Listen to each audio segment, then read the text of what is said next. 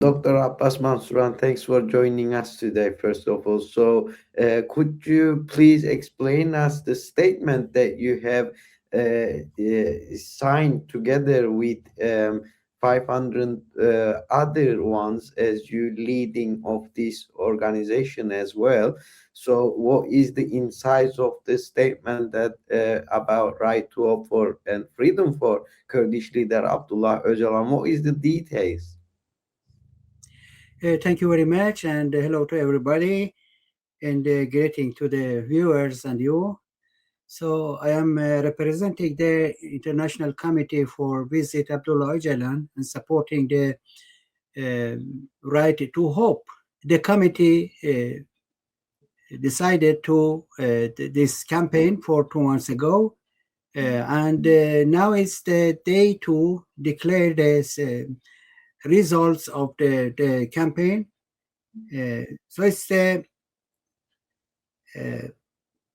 standard critical juncture in the history. I mean, is the now is the very critical situation in the Middle East, especially Iran and the region. So it's very important that do not forget the process of the peace and ceasefire and Abdullah Öcalan's situation. Abdullah Öcalan is not alone, only a person. That is the voice of a community, millions of the freedom fighters worldwide and the courts, especially in the Middle East. So we stand now is a very dangerous situation in the Middle East. So it's,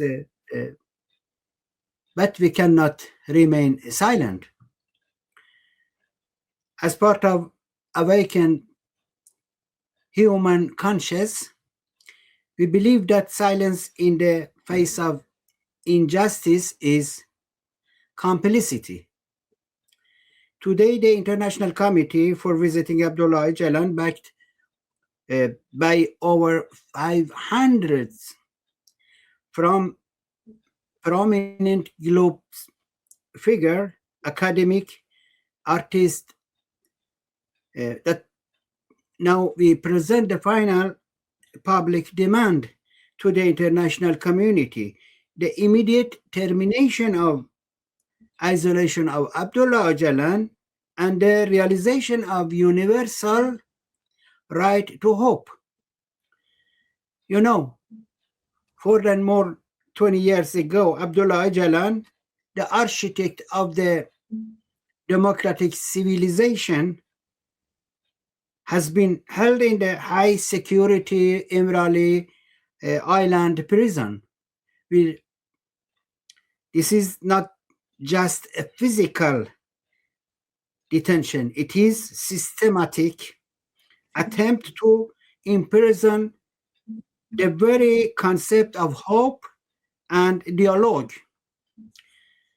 We believe that it is vital to remind the world that in February 2024, a historic steps was taken through a call for peace and ceasefire by Abdullah Öcalan as a solution of the war and the conflicts. However, the Turkish statement has failed to provide an opening for a democratic solution.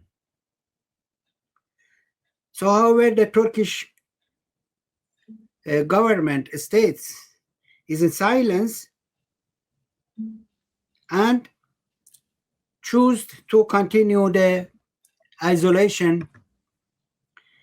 Imrali has become a symbol of silencing the voices that seek a peaceful alternative to war. We are not asking for a favor now. We are demanding a fundamental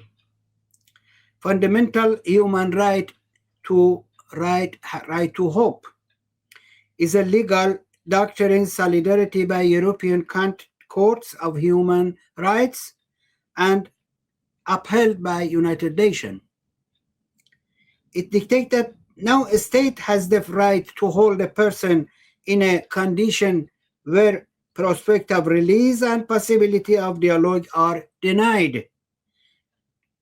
To deny this right to Abdullah Öcalan is to violate the very principles of international law that the AU and the UN claim to protect. So it is important. Let's to clear. The freedom of Abdullah Öcalan is linked to the freedom of millions. His presence is the heartbeat of millions of Kurds and freedom seekers worldwide who yearn for a democratic Middle East.